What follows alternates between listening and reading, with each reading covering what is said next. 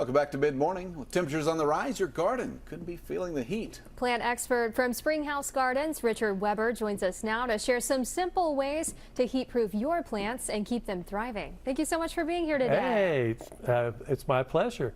And I'm thinking that these are probably not the best plants to show how to heat-proof. So oh, yeah? The best way to heat-proof is going to be to plant a shade tree. All right, that sounds nice. So, or plant on the shady side of your house, because the sun is brutal out there, yeah. and unless you're some of the lucky people that are getting some water and some rain during some of these pop-up showers, it can be brutal on plants. So it's really hard to actually heat-proof them unless you're planting, plants that don't mind it hot and dry.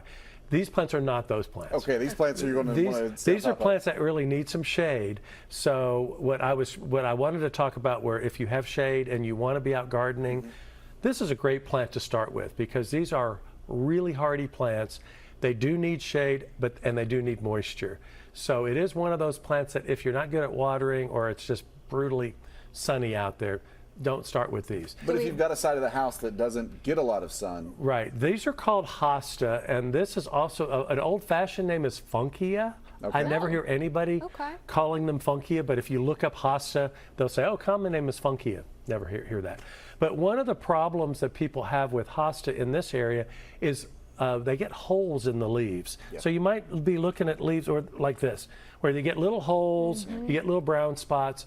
Typically, the holes are from a little bug called a slug. Okay. Slugs are gross. Yes. And slugs love eating hostas. They hide underneath there, they crawl up during the night, and they eat little holes. Well, one of the best hostas that don't get eaten started with this one called Halcyon. And Halcyon is, like, if you're just starting growing hostas, pick this one.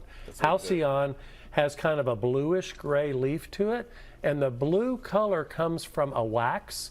So the hotter it gets in the summer, the more that wax melts off. But in the spring, these are a really pretty blue-gray. But this hosta is very nice and neat, doesn't get too big, actually has pretty flowers on it.